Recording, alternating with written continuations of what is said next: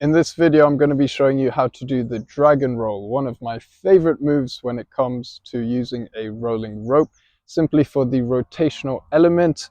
The dragon roll is also an excellent way to warm up the spine and reveal any potential imbalances within your body. To start off, it's important to break the movement down bit by bit so you understand the pattern of the rope.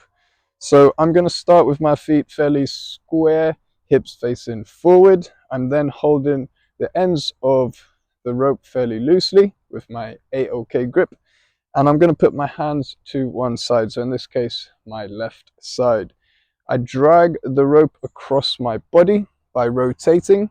I then bring the rope behind my body and rotate again, and then bring the rope in front of my body. I am now in my start position where we initially started. So I drag the rope across by rotating, bring it behind my body, rotate the other way, and bring it back to my start.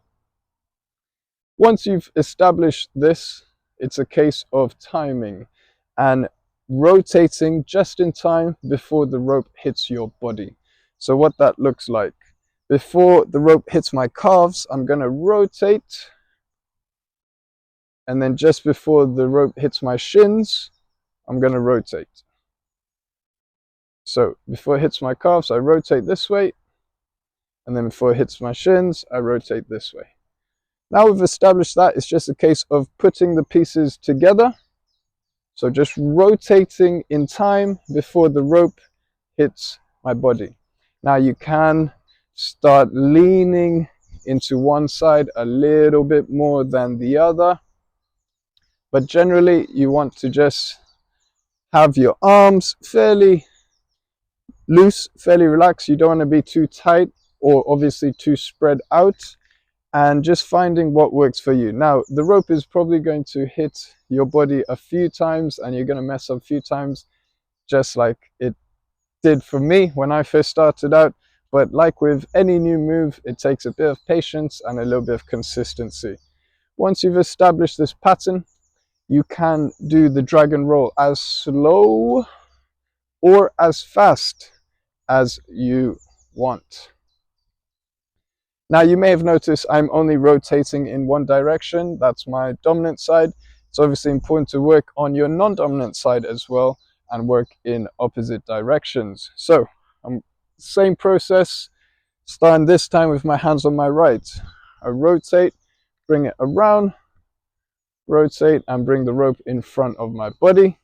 When I'm happy with that, I'm going to rotate just before the rope hits my body, and then just before it hits the front of my body, I rotate again. Once I think I've got the hang of that, I put the pieces together, and now we're doing the dragon roll in the opposite direction. Again, this can be as slow or as fast as you want, depending on how you're warming up and how you're incorporating this move into your practice. Now, a nice way to progress the dragon roll is to add a little bit of movement. You can obviously just do this by perhaps taking a few steps, walking forward or walking backwards, like so. One nice transition though is when the rope is behind your body, you spin around and then you start working the opposite direction. So that looks like this, behind my body, and now I'm doing the dragon roll in the opposite direction. So again, when it's behind my body, I spin around and I have reversed the movement.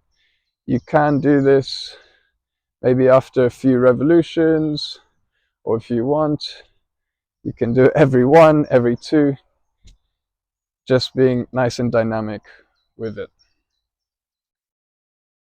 Another progression is to add the high dragon roll, which is where you bring your hands past your ears.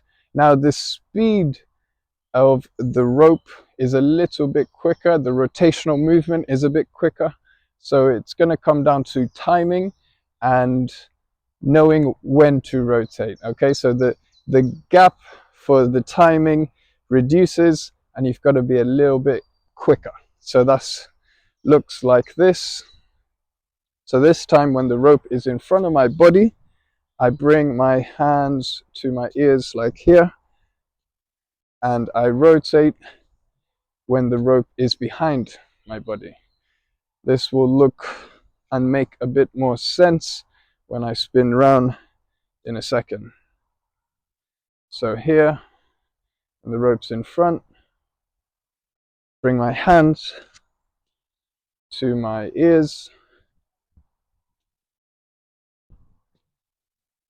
And again, you can do as many reps as you want. Maybe you want to do a few regular dragon rolls before going into the high dragon roll. But when you feel confident, you can go one straight into the other. And you see this movement here, it's a bit of a quicker twist in the hips. Okay, so there you have it. As I said, just be patient, be consistent, and when you finally unlock this skill, it's definitely a rewarding one and a good move to add to your repertoire. If you have any questions, let me know in the comments. Otherwise, thank you for watching, and I'll see you in the next one.